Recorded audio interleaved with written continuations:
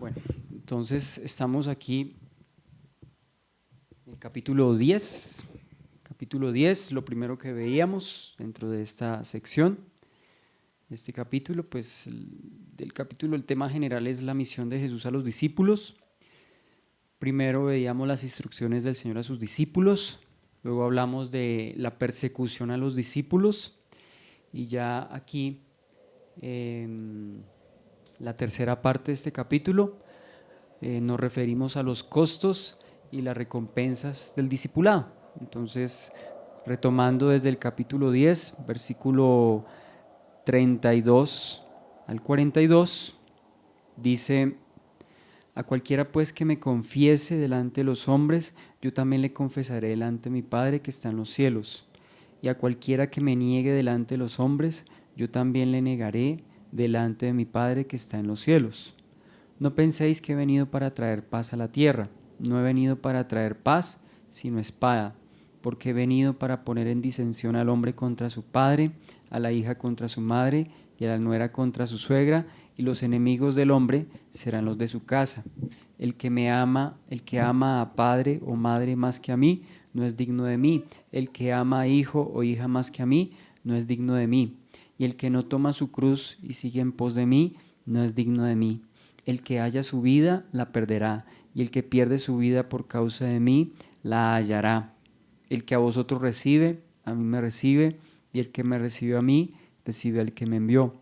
El que recibe a un profeta por cuanto es profeta, recompensa de profeta recibirá.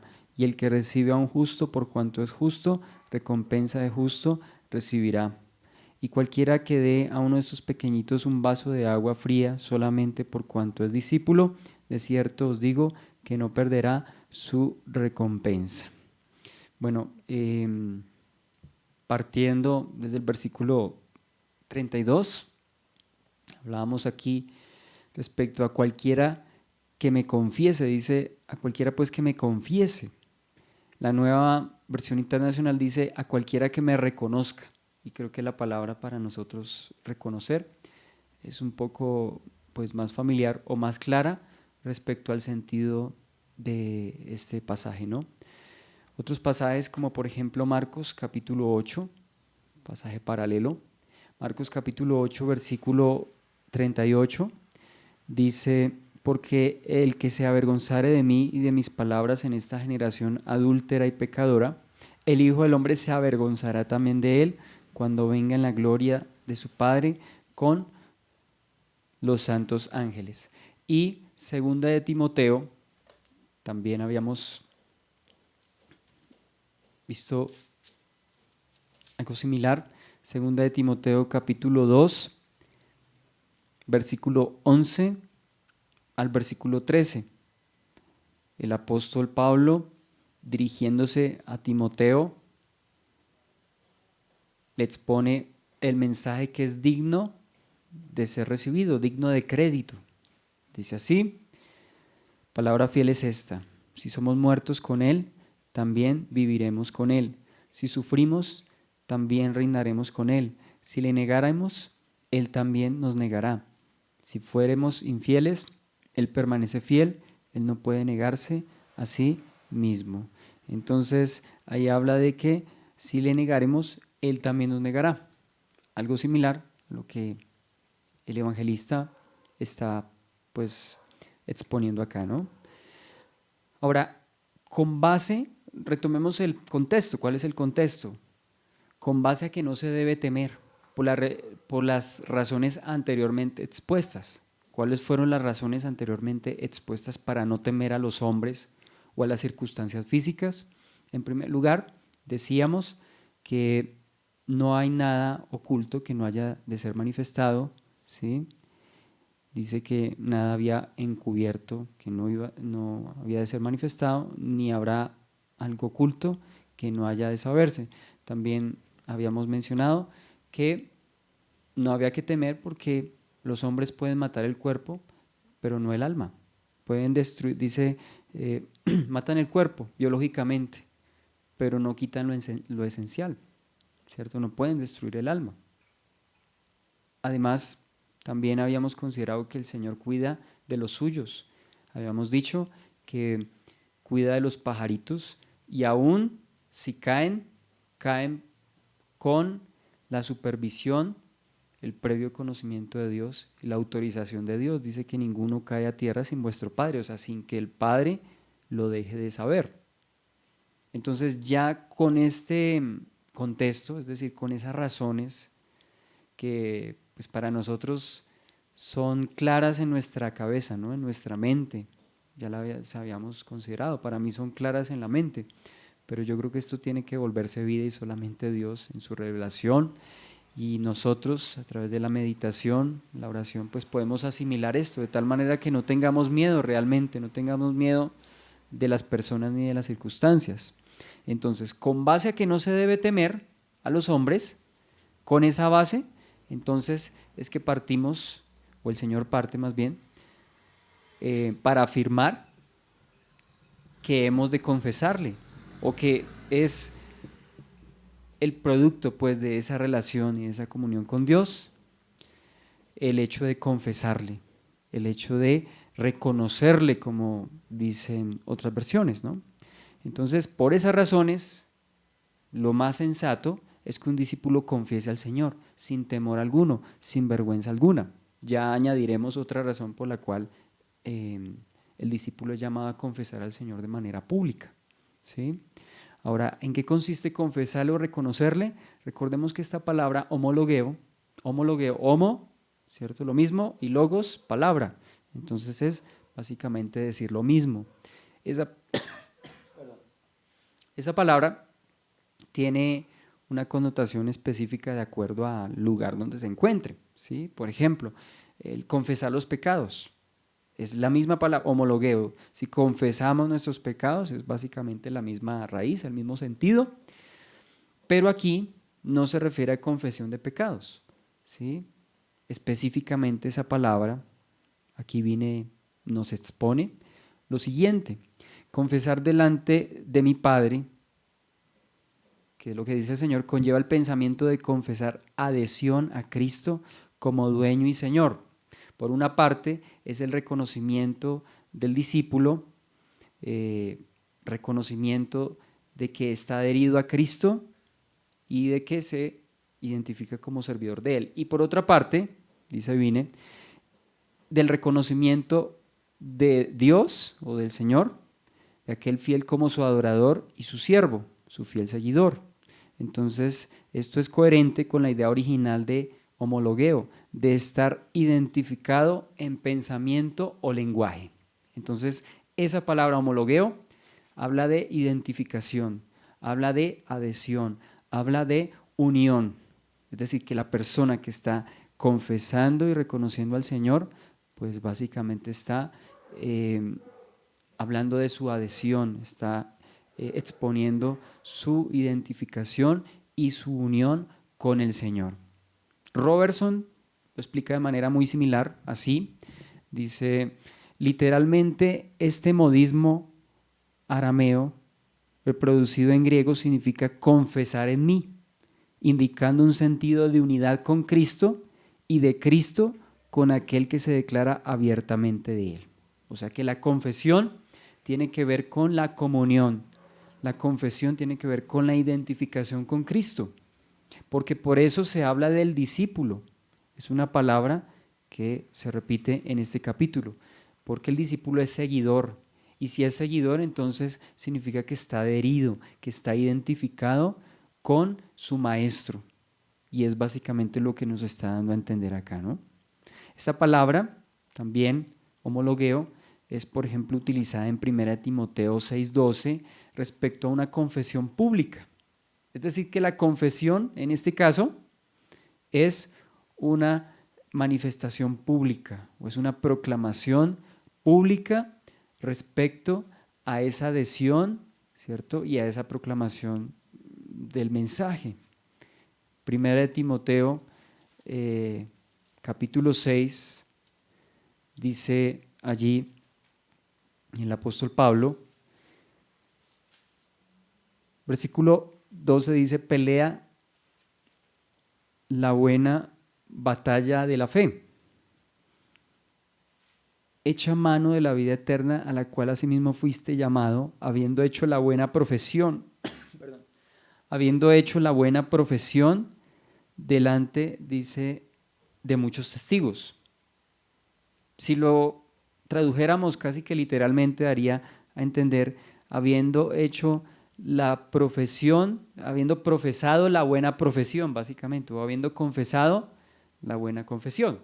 Pero pues aquí da a entender que el apóstol Pablo le dice a Timoteo que proclame esa, esa verdad. Y ahora no solamente la proclame con sus labios, porque habíamos también mencionado anteriormente que la confesión no se limita solamente a una proclamación verbal, no se limita solamente a una proclamación verbal, porque alguien dirá, bueno, con que solo lo proclame, entonces ya con esto estoy cumpliendo este mandamiento y el Señor no me va a negar.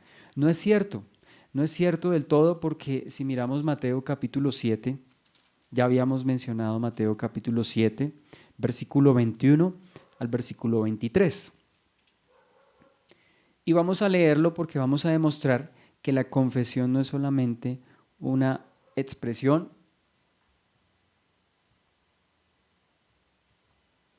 no es solamente una proclamación verbal. Dice versículo 21, no todo el que me dice Señor, Señor, entrará en el reino de los cielos, sino el que hace la voluntad de mi Padre que está en los cielos.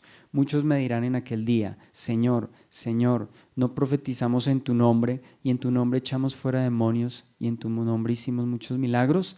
Y entonces les declararé, nunca os conocí, apartados de mí, hacedores de maldad. Entonces aquí estamos evidenciando, estamos mostrando que no es solamente una proclamación verbal, que la confesión tiene que ir acompañada de una vida de obediencia, porque aquí claramente el Señor dice, no todo el que me dice, Señor, Señor.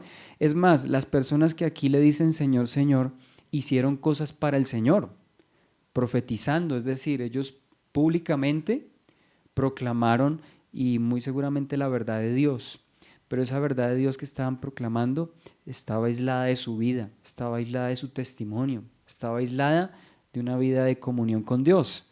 Por consiguiente, el Señor les dice, nunca os conocí. Algo que estábamos enfatizando ayer con respecto a este mismo tema es que no podemos tomar pasajes aislados de la Escritura, porque si nosotros sentamos doctrina sobre un pasaje aislado del resto, no solamente de su contexto inmediato, sino del resto de la Escritura, pues terminamos y podemos correr el riesgo de decir herejías y todo tipo de cosas que no van conforme a la fe. Entonces alguien diría, no solamente con confesarle públicamente, no, la Escritura habla que esa confesión, como la misma palabra y el mismo concepto, pues habíamos visto, da a entender comunión, da a entender adhesión, y esa adhesión va de la mano con obediencia. Entonces, todo lo que implica la palabra confesión, ¿no? Entonces, la confesión no solamente se limita a lo verbal, sino al testimonio, al testimonio. Ya lo habíamos mencionado en 1 Timoteo 6:12, porque dice que el apóstol Pablo le dice a Timoteo, dice, habiendo hecho la buena profesión delante de muchos testigos. ¿Cómo hizo esa buena profesión? ¿O cómo expuso pues esa profesión delante de los testigos?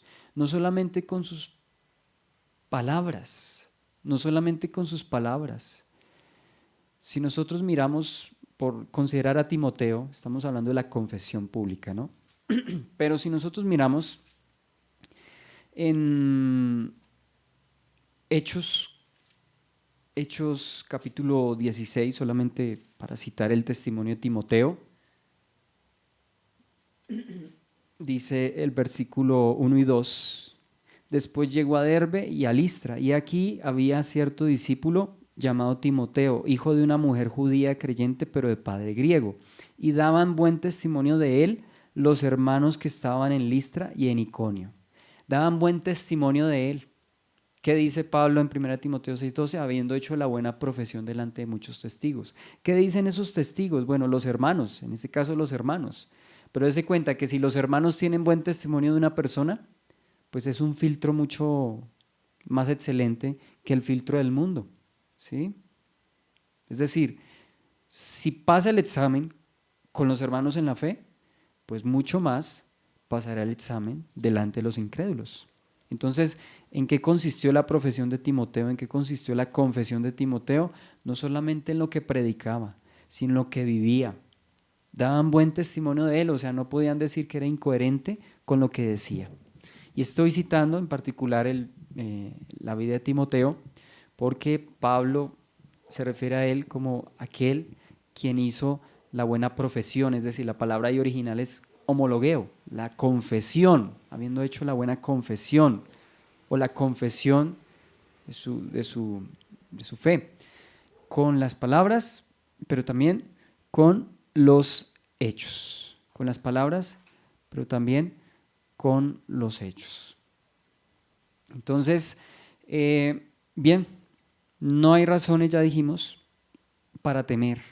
Y además de eso, ¿por qué hemos de confesarle? No solamente porque no hay razones para temer, sino porque reconocemos que el evangelio que estamos proclamando, el mensaje de Jesús, es poder de Dios.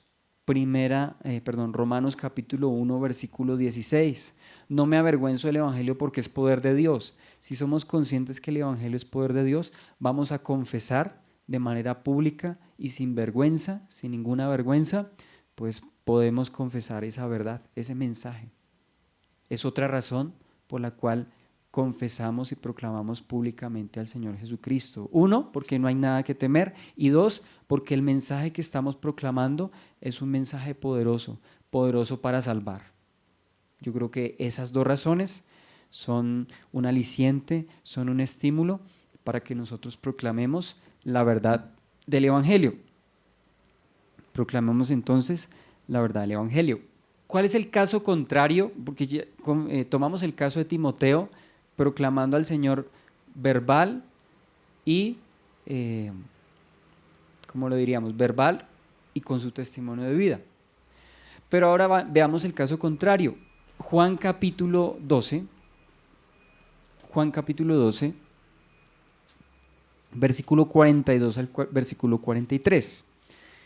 Estamos diciendo que el que confiesa al Señor, dice el Señor, también lo confesará delante del Padre. Pero aquí vemos otro ejemplo. Juan capítulo 12, ya también tomamos el ejemplo de los que confiesan públicamente, pero no están viviendo en comunión o adhesión a Cristo, es decir, viven en contradicción con lo que hablan. Pero aquí vemos otro caso. Juan capítulo 12, versículo 42 y 43. Con todo eso, aún de los gobernantes y muchos creyeron en él, pero a causa de los fariseos no lo confesaban para no ser expulsados de la sinagoga, porque amaban más la gloria de los hombres que la gloria de Dios. Entonces muchos creyeron en él, pero dice ahí que a causa de los fariseos no lo confesaban. Es decir, se avergonzaban del Señor. ¿Y por qué? Porque estas personas sencillamente no tenían una adhesión genuina a Cristo, porque no tenían una comunión con Cristo. Tenían un concepto bueno de Él, simpatizaban con sus ideas, pero ese simpatizar no trascendió. Y por eso la vergüenza de proclamar al Señor, porque ellos tenían otros intereses. Por eso no lo confesaban, porque sus intereses y su comunión no estaba con el Señor, sino estaba con el mundo, con su reputación, con lo que pensaran los demás de ellos, ¿no? Entonces, para personas así, que tienen sus intereses personales, pues no va a haber esa verdad de la confesión ni con sus labios y mucho menos con su vida. Entonces no basta aquí, de acuerdo a lo que estamos viendo, no basta solo proclamarnos, no basta solamente simpatizar con las ideas del Señor, no basta solamente estar de acuerdo con algunas verdades del Evangelio. Es necesario una identificación. Es decir, no hay una verdadera confesión si no hay verdadera comunión con el Señor. Entonces, aquí hay algo importante. Es que la confesión es producto de la salvación y no viceversa. No viceversa.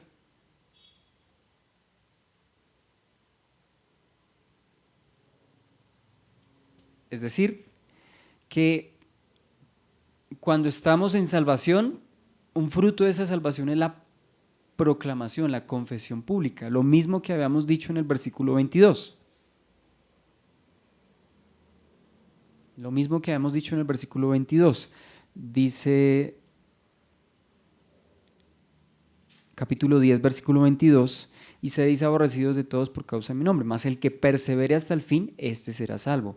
Habíamos dicho que la perseverancia es producto de la salvación, no la salvación producto de la perseverancia, o si no la salvación descansaría en nosotros y no sería el evangelio de la gracia y el favor de Dios.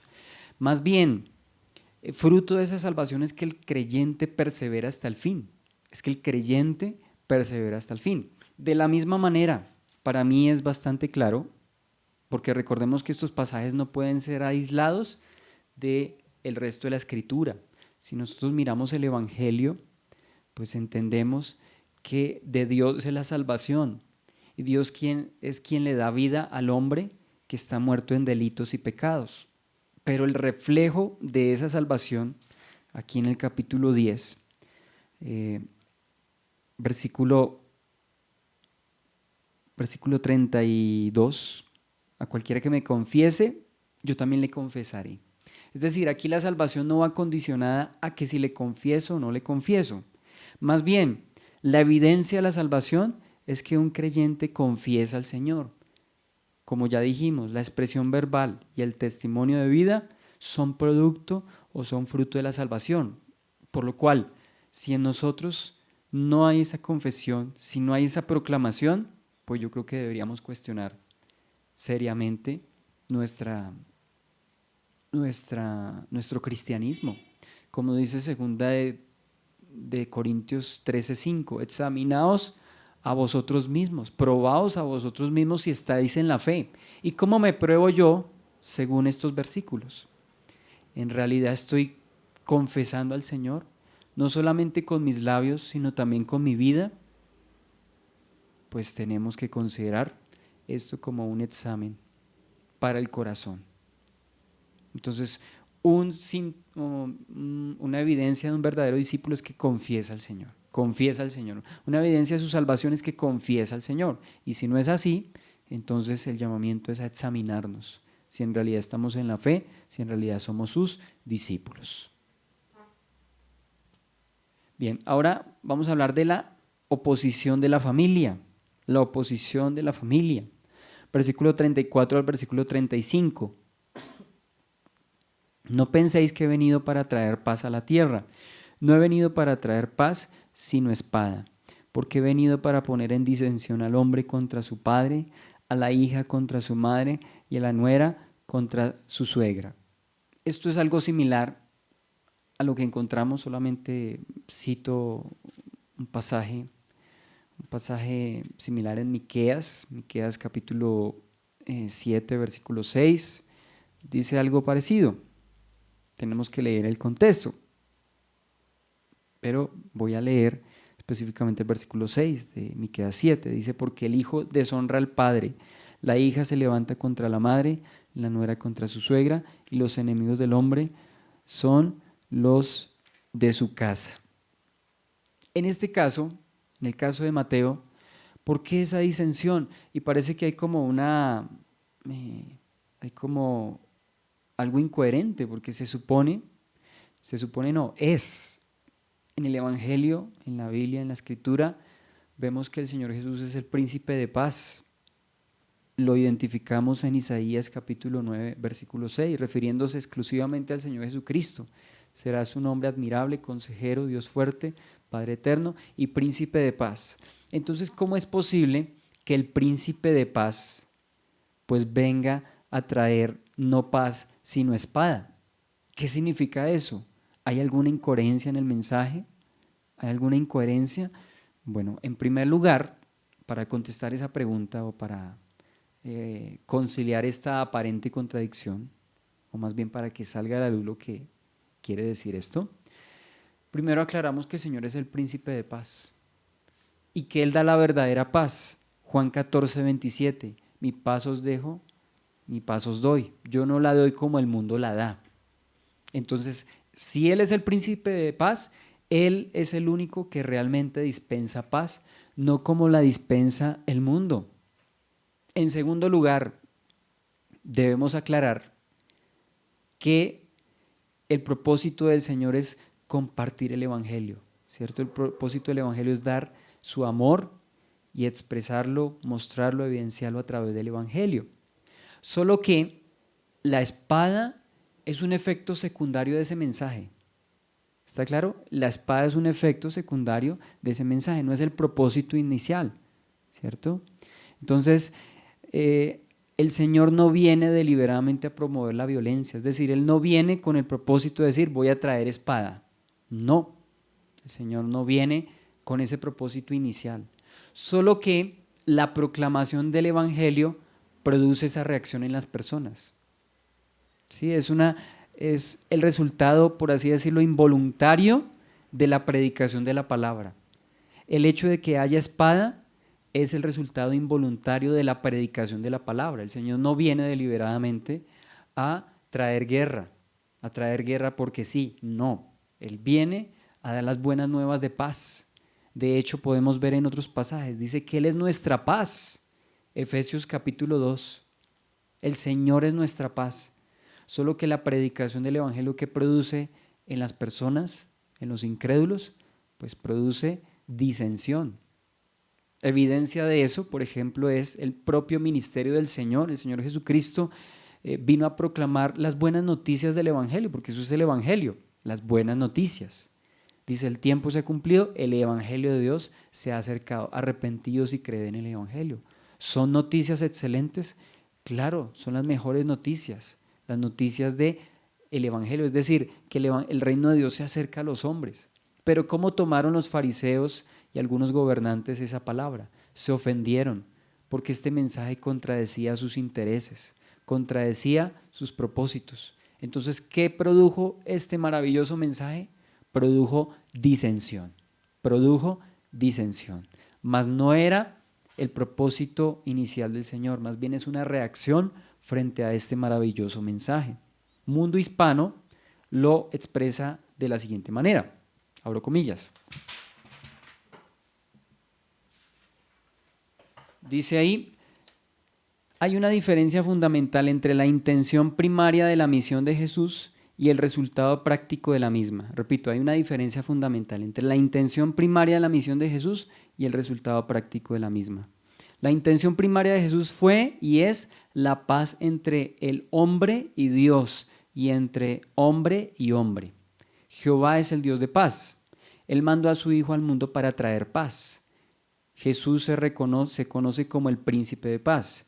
Él anunció paz para los hombres y Él es nuestra paz. Él logró nuestra paz con Dios en la cruz.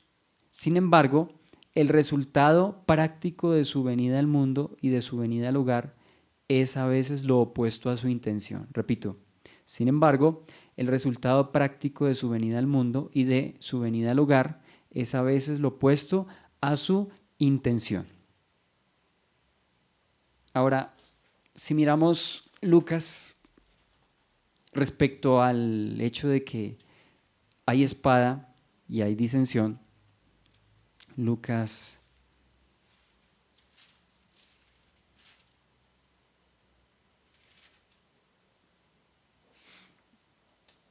capítulo 12, versículo 49 dice, fuego vine a echar en la tierra, ¿y qué quiero si ya se ha encendido? Vamos a quedarnos ahí, o sea, no vamos a perder este pasaje porque ya lo vamos a retomar, pero quería citar en primer lugar el versículo 49. Fuego vine a echar a esta tierra. ¿Era el propósito inicial del Señor echar fuego? No, es el resultado de la predicación del Evangelio. Ya tomamos como ejemplo el ministerio del Señor Jesús. Ahora tomemos como ejemplo el ministerio de los apóstoles. Los apóstoles vinieron a proclamar el mensaje del Evangelio. Vinieron a proclamar el mensaje del Evangelio. Pero ¿cómo lo tomaron los incrédulos? Dicen algunos en Hechos, no recuerdo exactamente el pasaje, pero ¿qué decían los contradictores del Evangelio? Estos que trastornan el mundo también han venido acá. No sé si creo que fue en Éfeso. Esos que trastornan el mundo han venido también acá. ¿Cómo asumían los incrédulos el mensaje de salvación y del amor de Dios? Pues lo asumían como trastorno, lo asumían como un mensaje ofensivo. Así lo asumieron. Se da cuenta que el propósito del evangelio inicial no es traer disensión, sino que produce disensión. Produce disensión, produce fuego, produce espada, porque la gente al no estar en comunión y pues en sintonía con el Señor, pues reacciona de esa manera. Incluso nosotros cuando hemos compartido el mensaje del evangelio, uno no va con el propósito de que se enojen, pero a veces se enojan. Uno va y le habla a las personas, mire, queremos hablar al Señor, y yo no le estoy diciendo que se ponga brava, pero esa persona a veces se pone brava, se ofende, no la he insultado, me ha acercado de la manera más decente y cortés a esa persona, pero esa persona de lleno rechaza, o sea, siente como esa aversión, siente como ese rechazo al mensaje del evangelio. ¿Por qué? ¿Por qué? Es la reacción de la naturaleza humana frente al evangelio de la paz. Es la reacción de la naturaleza humana frente al evangelio de la paz. Bien.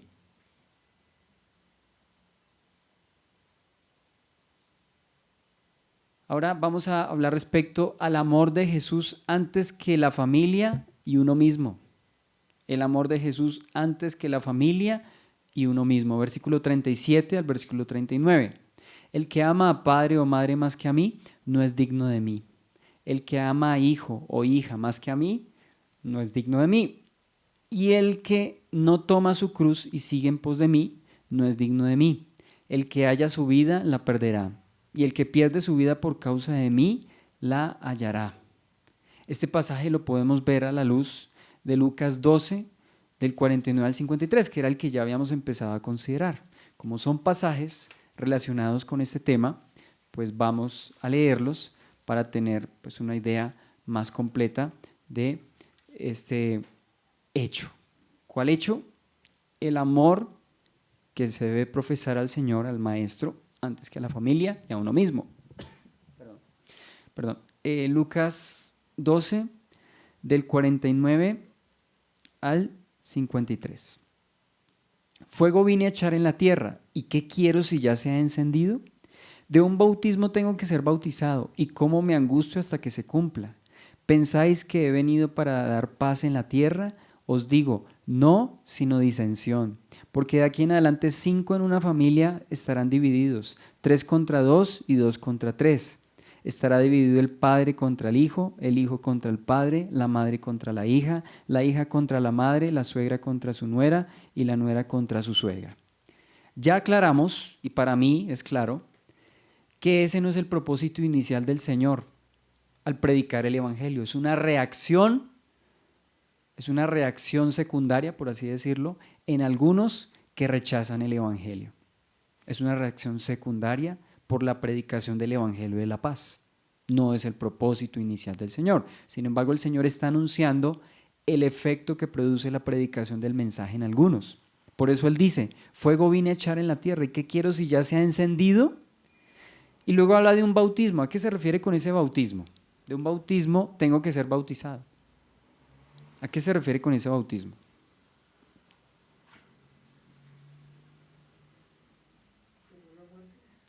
Bueno, yo creo que se refiere a la muerte, a la cruz. ¿Por qué no puede referirse al bautismo en agua? Porque él ya se había bautizado. Además, el contexto, ¿cuál es el contexto? Que dice que se ha encendido fuego y luego dice que no, el Señor dice, no vino para dar paz en la tierra, sino disensión. Es decir, que ese bautismo al cual se está refiriendo tiene que ver con su muerte. Ahora, su muerte desde el punto de vista absoluto, es decir, desde el punto de vista de Dios y su soberanía, fue preordenado por Dios. Eso es lo primero. Voy a hablar de esto porque quiero que entendamos lo que a continuación voy a decir. El apóstol Pedro, predicando a los judíos en su discurso, dice que el Señor fue entregado, capítulo 2, versículo 23 de Hechos, a entregado por el determinado consejo y anticipado conocimiento de Dios, prendisteis y matasteis por manos de inicuos crucificándole. Entonces, en primer lugar, la muerte, el bautismo con el que iba a ser bautizado, estaba ya determinado por el propósito de Dios, por lo que ya estamos viendo. Es decir, se tenía que cumplir la Escritura. Pero en segundo lugar, respecto a los móviles o a las circunstancias bajo las cuales el Señor fue prendido y muerto en la cruz, fue porque los enemigos y contradictores rechazaron el mensaje y al sentirse ofendidos con ese mensaje, terminaron pidiendo que fuese crucificado. Alborotaron la multitud para que escogiesen a Barrabás antes que al propio Señor. Entonces, el mensaje del Señor que produjo rechazo.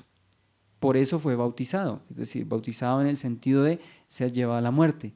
Porque, ya dijimos en primer lugar, el plan soberano de Dios, pero en segundo lugar, porque ese mensaje pues ofendió a los gobernantes y a los religiosos judíos, ofendió a los judíos.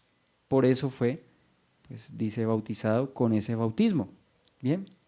Y dice que ha venido, dice, ¿pensáis que he venido para dar paz en la tierra? Os digo, no, sino disensión. Y luego habla a continuación de una división en la familia. ¿Por qué la división en la familia? La división en la familia debido a la predicación del Evangelio. Cuando el Evangelio, ¿cierto?, es llevado a un hogar, en algunos hay conocimiento, ¿cierto? Hay arrepentimiento, pero en otros hay rechazo, se sienten ofendidos.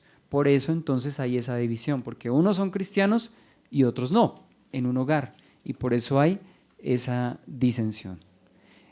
Más adelante, Lucas capítulo 14,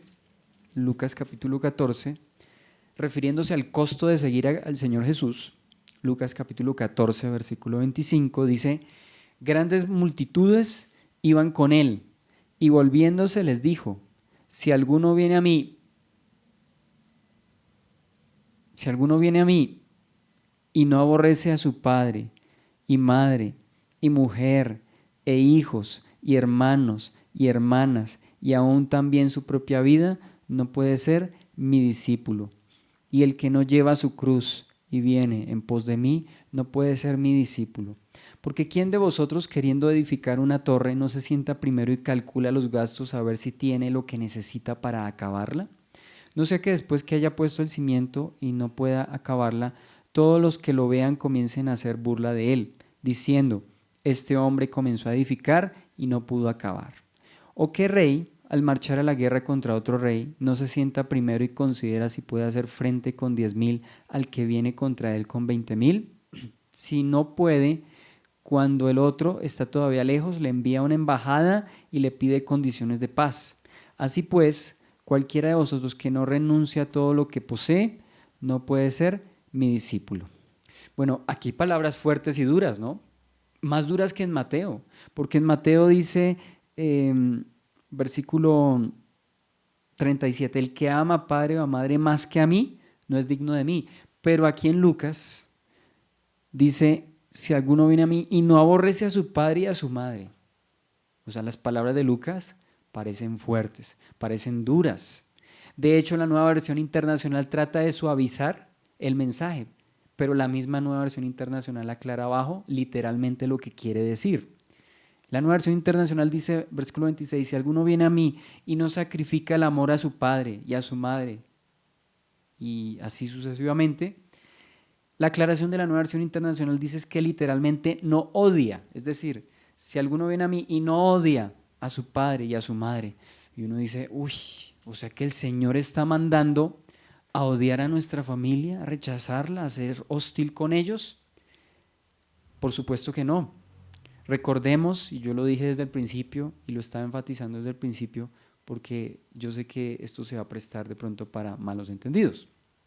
Yo he enfatizado desde el principio que los pasajes de la Biblia no podemos tomarlos aislados del resto de la Escritura. Recordemos que dice el Salmo, la suma de tu palabra es verdad.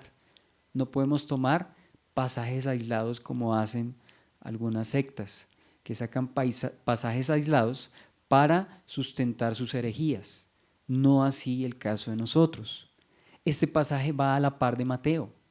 Y Mateo nos está diciendo, no que no amemos, no que no amemos. Dice, el que ama, ahí en Mateo capítulo 10, el que ama a padre o a madre más que a mí. Ahí no está diciendo el que ama a padre o a madre en lugar de mí, ¿cierto? Es decir, no está diciendo que amar a Dios significa no amar a los demás, sino que está hablando de una prioridad. Está hablando de ese lugar que se le da a Dios como el primero a quien se ama, no que no se ame a la familia. Entonces, esto tenemos que, para que nos quede claro, verlo con otros pasajes de la Escritura. Por ejemplo, el apóstol Pablo, si fuera cierto que no hay que amar al padre o a la madre, entonces Efesios 5:25 estaría en contradicción con esto. Efesios 5:25 le dice a los esposos que amen a sus mujeres, ¿cierto? Así como Cristo amó a la iglesia, que amen a sus mujeres, ¿cierto? Cuando habla del amor de Cristo por la iglesia, pues está hablando de un amor sacrificial, de ese amor ágape. Es lo que nos está dando a entender el apóstol Pablo. Y a veces critican al apóstol Pablo porque, bueno, él habla de que una persona, ¿cierto?, le sería en determinado caso mejor no casarse. Alguien diría, no, es que el apóstol Pablo está en contra del matrimonio. No, Efesios es una prueba de que no es así. El apóstol Pablo está poniendo el amor del esposo para con la esposa al nivel o en comparación con el amor que Cristo tuvo por su iglesia. Efesios 5:25 dice, maridos, amad a vuestras mujeres así como Cristo amó la iglesia y se entregó a sí mismo por ella. Es decir, el apóstol Pablo está dignificando el matrimonio, pero además de eso le está diciendo que el esposo debe amar de manera sacrificial e incondicional a su esposa. Entonces no significa que no haya que amar a la familia, es decir, que haya que odiarlos como pareciera decir Lucas. Claro, literalmente dice el que no odia, pero ya vamos a ver qué significa eso. Además, tampoco le está pidiendo a la mujer que aborrezca, digamos, que odie, que tenga una actitud hostil, un desprecio injustificado por su esposo y por sus hijos. No, porque Tito capítulo 2, versículo 4 habla de que las esposas deben amar, o que se les enseña a las esposas jóvenes que deben amar a sus maridos y a sus hijos. Entonces debemos poner las cosas en contexto y en orden con los otros pasajes de la Escritura. Aquí en Mateo, bueno, vamos primero por el pasaje más sencillo, digamos, de interpretar o de exponer. Vamos primero con el de Mateo, porque el de Lucas es más fuerte, entonces ya vamos a aclarar. En cuanto a lo que dice Mateo, dice, el que ama a padre o a madre más que a mí no es digno de mí. Aquí no significa excluir, es decir, estos amores no es que amo a Dios y ya no amo a mi esposa, no. Amo a Dios más que a mi esposa, amo a Dios más que a mi hijo, amo a Dios más que a mi padre, amo a Dios más que a mi madre. En eso consiste, ¿no? Que primero debe ser el amor, la prioridad, el primer lugar para Dios, el primer lugar para Dios. De hecho, cuando se ama a Dios por encima de cualquier otra persona, incluyendo los seres queridos aquí en la tierra, sabremos amar o le daremos el debido amor a nuestros seres queridos. Porque es que al amar a Dios vamos a ser impregnados de su amor. De hecho, el amor de Dios es incondicional. Él fue el que nos amó a nosotros primero. Nosotros amamos como reacción frente al amor de Dios. Es decir, ¿cómo reaccionamos al amor de Dios? Pues que también amamos como Él nos amó a nosotros. ¿sí? Somos llamados a amarle porque Él nos amó primero. Somos estimulados o somos llamados o somos guiados o somos encaminados a amarle porque Él nos amó a nosotros. Entonces, amando a Dios por encima de los demás será algo útil en nuestras relaciones con los demás. Porque amando a Dios por encima de todos, sabremos cómo amar a nuestro cónyuge, sabremos cómo amar a nuestros hijos, sabremos cómo amar a nuestros padres. Por ejemplo, un padre que pone a Dios por encima de su hijo, lo va a disciplinar y lo va a corregir debidamente. Es decir, no va a poner a su hijo en un pedestal porque sabe que esa no es la prioridad de un discípulo. Primero, por encima del hijo debe estar Dios. Y ya vamos a dar ejemplos bíblicos prácticos de eso. Debemos poner primero a Dios, porque cuando amamos a Dios en primer lugar, entonces sabremos amar a los demás seres humanos, partiendo del cónyuge, partiendo de los hijos, partiendo de los padres, de ahí en adelante, ¿sí? Entonces, lo que Mateo quiere decir es que no amemos a la familia, sino que por encima de nuestro amor a la familia debe haber amor para con Dios. Y ahora vamos al pasaje que pareciese más fuerte, que es el de Lucas, capítulo 14, versículo 26. Si alguno viene a mí y no aborrece a su padre y madre y mujer e hijos y hermanos y hermanas y aún también su propia vida, no puede ser mi discípulo. ¿Qué significa que le aborrezcamos? Ya dijimos que no significa abandonar a la esposa, no significa abandonar a los hijos, porque eso no enseña el Evangelio. Todo lo contrario, el Evangelio enseña a amar sacrificialmente a la esposa, enseña a las esposas a amar a sus esposos y a sus hijos. Entonces, este odiar no significa tomar acciones hostiles o abandonar al esposo o a los hijos. No tendría sentido el Evangelio. Más bien, y creo que MacDonald explica muy bien esto que quiere decirnos el Evangelio. Cuando el Señor dice, si alguno viene a mí y no aborrece o literalmente no odia a su padre o a su madre, significa que el amor de nosotros hacia Dios o el amor que le tenemos a Dios es tal que cualquier otro amor a la luz de ese amor parezca aborrecimiento. Repito, MacDonald explica de manera magistral en su libro El verdadero discipulado, porque él se refiere a esto. MacDonald dice que nuestro amor por Dios debe ser tal que el amor que tenemos para con otros pareciese aborrecimiento, ¿sí? Pareciese aborrecimiento a la luz del amor que tenemos para con Dios. Pareciese menosprecio a la luz del que tenemos para con Dios, pero no significa que los despreciemos. Eso no va en contexto con otros pasajes del Evangelio. Es decir, yo no estoy partiendo solamente de un versículo. Por eso yo cité versículos como los de Efesios y Tito, para dar a entender que el aborrecer no significa menospreciar o ser hostil con nuestros seres queridos. Significa que el primer amor y la primera fidelidad debe ser a Dios, de tal manera que el amor que tengamos hacia los demás parezca, a la luz del amor que le tenemos a Dios, parezca aborrecimiento. Vamos a considerar también el hecho de que Dios, voy a dar un ejemplo, también en la Escritura, la Biblia dice que nos sujetemos a las autoridades. Nos sujetemos a las autoridades porque las autoridades que hay por Dios han sido puestas. Entonces, la Biblia nos enseña a respetar y a honrar a las autoridades. La pregunta sería, ¿por qué los cristianos entonces no obedecieron al César y ofrecieron sacrificio al César como el César lo demandaba, si la Biblia dice que hay que honrar a los gobernantes, hay que honrar al rey, dice Primera de Pedro? Pues porque cuando se trata de amar a Dios y hay alguien que quiere pedir algo que sea contrario a los principios de Dios, pues entonces nuestra prioridad es el amor a Dios, no el obedecer a los hombres de manera ciega e incondicional. Es decir, que nosotros nos sujetamos a las autoridades dentro de lo moral y lo legalmente posible. Pero si las autoridades nos piden que neguemos a Dios, es decir, que nos prohíban el discipulado, nos prohíban ser cristianos, nos prohíban reunirnos, nos prohíban leer la Biblia, pues entonces allí prima el amor a Dios. Es decir, que ya cuando los intereses de Dios chocan con los intereses del gobierno, entonces nuestra primera fidelidad debe ser al gobierno.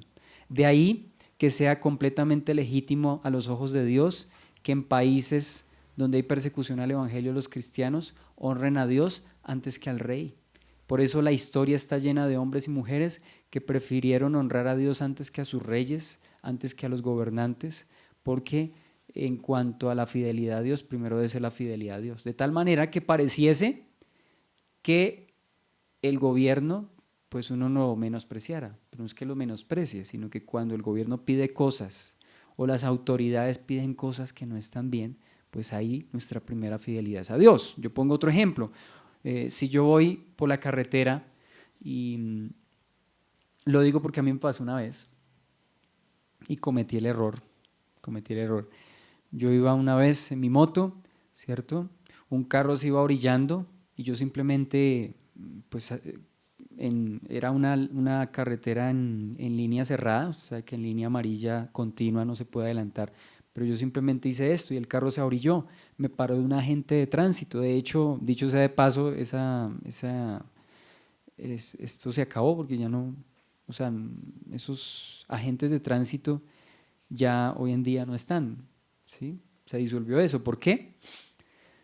No lo sé, pero el caso es que la persona me para, me dice que me va a cobrar una multa debido a que yo adelanté, ¿cierto? Y resulta que el carro se había orillado, yo no, bueno, el caso es que ese agente de tránsito después me soborna y me dice, bueno, hagamos una cosa, yo no lo voy a multar a usted por esta, sino por otro que le sale más barato, y con eso no se le va a ir, porque es que lo que usted hizo es grave. ¿Qué estaba haciendo este hombre? Estaba usando la autoridad para sobornar, y yo en ese momento, pues, ¿qué dije? Bueno, yo no le firmo, le recibo el comparendo, pero no lo firmo, y yo terminé pagando eso. Pero creo, y pues me arrepiento, el Señor sabe que me dolió lo que hice, yo terminé pagando ese comparendo, ¿cierto? Pues no habían pruebas, igual no, yo cómo le demostraba, si yo iba a apelar, cómo demostraba. Entonces, yo, bueno, palabras más, palabras menos, la autoridad era autoridad, pero cuando la autoridad se opone a los principios de Dios, y en ese caso, ¿cierto? La persona me pide que haga cosas que no están bien, igual yo no firmé, pero igual yo, pues como al pagar, estuve prácticamente de acuerdo con lo que este hombre me hizo. Entonces, creo que en ese caso nuestra primera fidelidad debe ser al Señor. Nuestra primera fidelidad debe ser al Señor. Por eso muchos han dado su vida por causa del Evangelio. Ahora, en cuanto a la familia, hay que amar al esposo, hay que amar a la esposa, hay que amar a los padres, hay que amar a los hijos. Pero cuando se trata de la fidelidad a Cristo, el amor hacia ellos o la honra para, bueno, el quedar bien con ellos pasa a un segundo plano. Es decir, primero mi fidelidad a Dios. Si el cónyuge le pide, ¿cierto?, que haga algo contrario a la Escritura, pues el creyente no va a actuar de esa manera porque su primera fidelidad y su primer amor debe ser a Dios. De tal manera que pareciese que está odiando, está menospreciando a esta persona, pero sencillamente es que no está haciendo lo mismo que esa persona está pidiendo porque va en contra de los principios de Dios.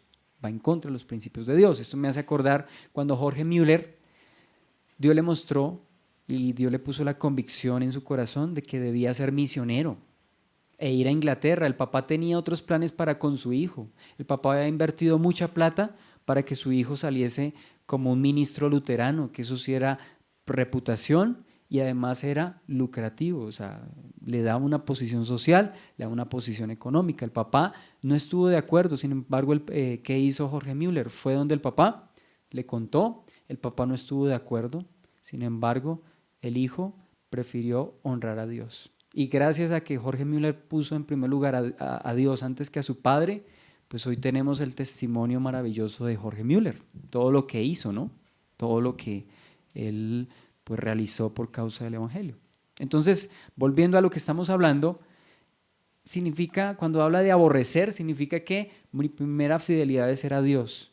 Y tal es mi amor para con Dios que el desprecio para con otros el amor hacia otros parezca desprecio o aborrecimiento, pero no es desprecio o aborrecimiento, ¿está claro? Parece desprecio o aborrecimiento, pero no es desprecio o aborrecimiento. Por eso tomamos otros pasajes, para que alguien no diga, sí ve que usted está y está tergiversando todo, como aflojando el pasaje o aliviándolo o ablandándolo o dándole otro sentido que no es. No, porque yo tomé otros pasajes de la Escritura para demostrar que ese aborrecimiento no significa el aborrecimiento que creemos que es decir, hostil y hacia los demás. No es así.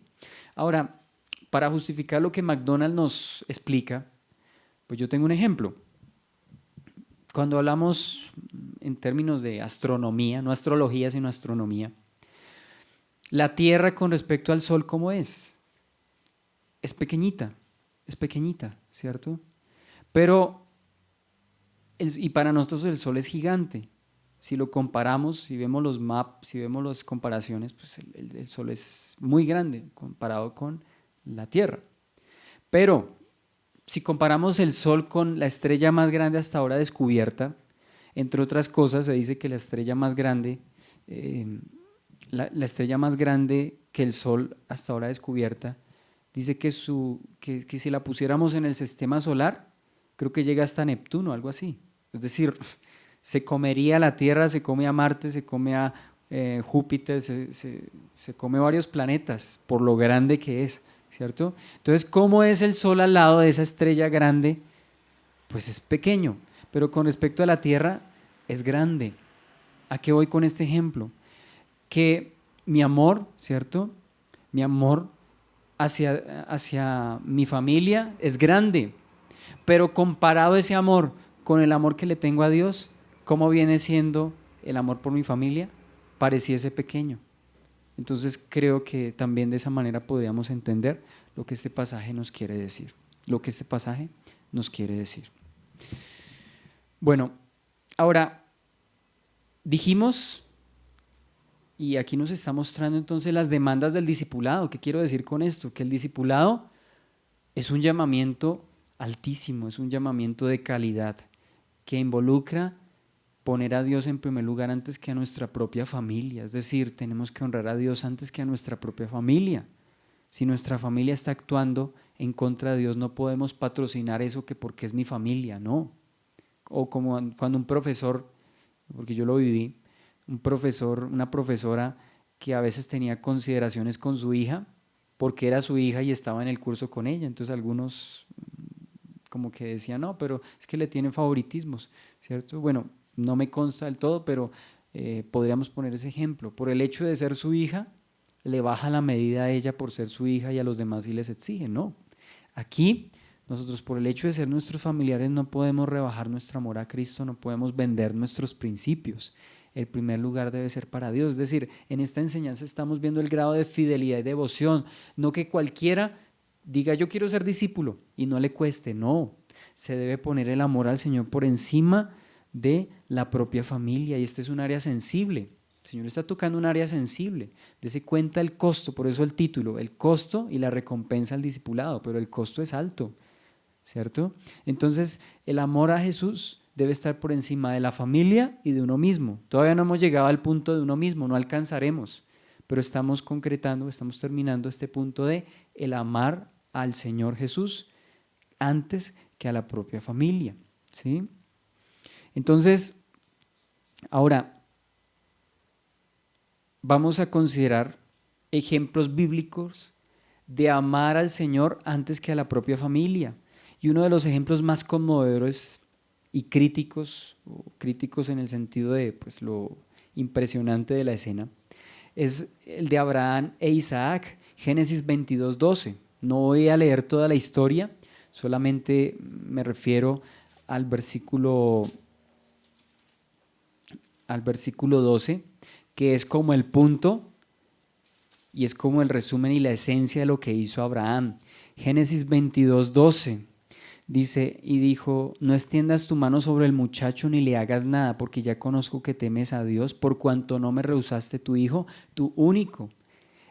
Y esto nos ayuda a ilustrar el hecho de lo que significa aborrecer. No es que Abraham aborreciese a su hijo, sino que puso a Dios en primer lugar a tal punto, fue su amor al Señor, que pareciese que lo que iba a hacer con Isaac era aborrecimiento. ¿Lo aborrecía? No. Su único hijo, o sea, Dios mismo está testificando por Abraham que amaba a su único hijo. Dios está evidenciando que Abraham amaba a su hijo. Entonces no significa que lo aborreciese, sino que su amor por Dios fue tal que lo que iba a hacer con Isaac pareciera que lo odiaba o que lo despreciaba, pero no, él lo amaba, sino que el amor que Abraham tenía a Dios y el temor que tenía de Dios, ¿cierto? Pues era tal que pareciese que al lado de ese amor, el amor por Isaac no existiese o fuese aborrecimiento, pero no lo aborrecía, lo amaba, lo esperó por mucho tiempo. La escritura hablaba, ¿cierto? De esa promesa. Abraham caminó conforme a su promesa y después de tanto tiempo ahora Dios le pide a su hijo, ¿cierto? Alguien decía, no, es que lo que pasa es que Abraham tenía la certeza de que Dios iba a levantar a su hijo, lo iba a resucitar de los muertos, eso es cierto.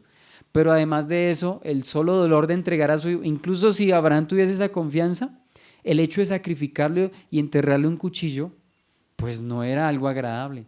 Yo igual lo mato porque sé que Dios lo va a resucitar. No, el solo hecho de causarle dolor a su hijo es algo increíble, pero a eso llegó el amor de Dios en la vida de Abraham. O más bien, a ese punto llegó el amor que Abraham tenía para con Dios. De tal manera que pareciese que lo que iba a hacer con su hijo era una crueldad, pero no era crueldad, era obediencia a Dios. Y además el Señor no se lo permitió. Alguien decía ayer que eso no se lo iba a volver a pedir a nadie. Sí, es verdad, pero en el corazón sí debemos entregar en el altar a nuestros seres queridos, es decir, matarlos en nuestro corazón.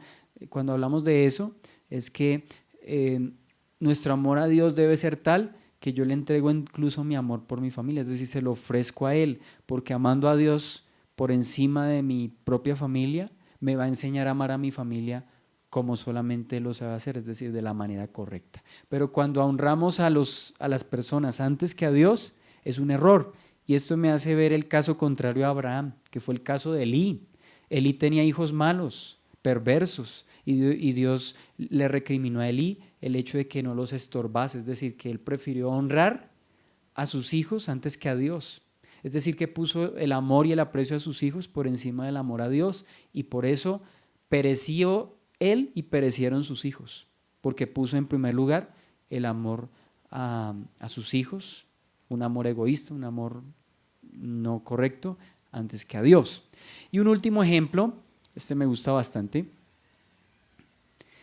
Jueces capítulo 6, versículo 25. Jueces capítulo 6, versículo 25.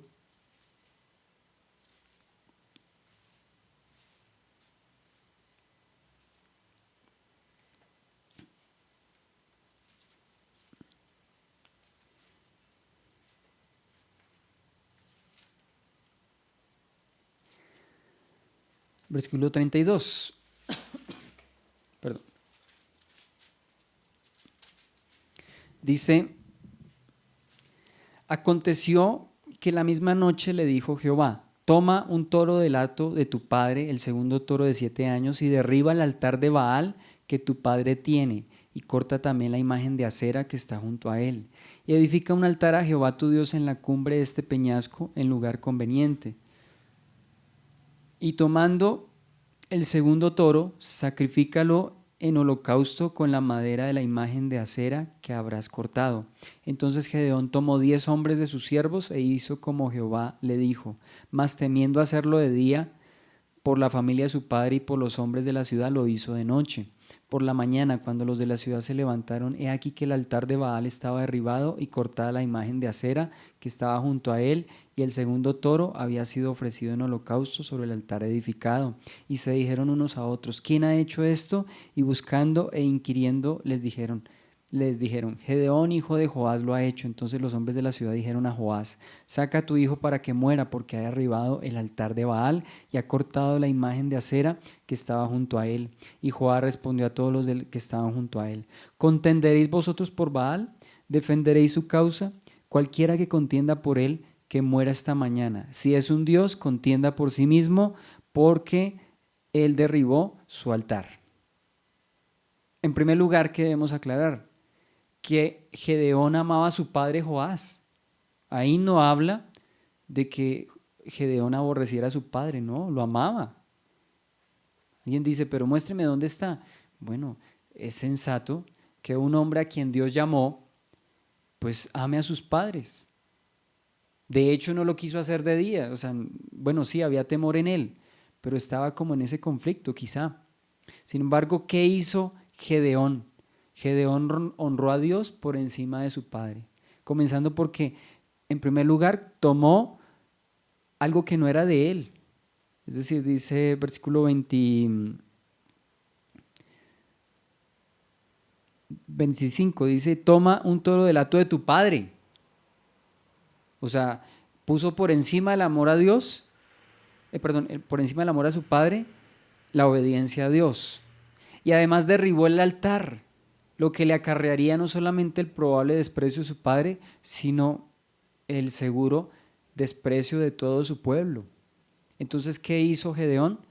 Puso por encima de su amor y obediencia al Padre, puso por encima de ese amor el amor a Dios.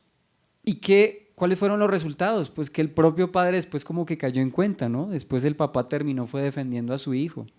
Ese altar era del padre, pero el padre, yo creo que lo que hizo Gedeón fue un testimonio para el papá, lo cual yo creo que le hizo cambiar de parecer y defendió a su hijo. Bueno, si es Dios, pues que el mismo Baal defienda, o sea, que pelee contra Gedeón. Por eso se le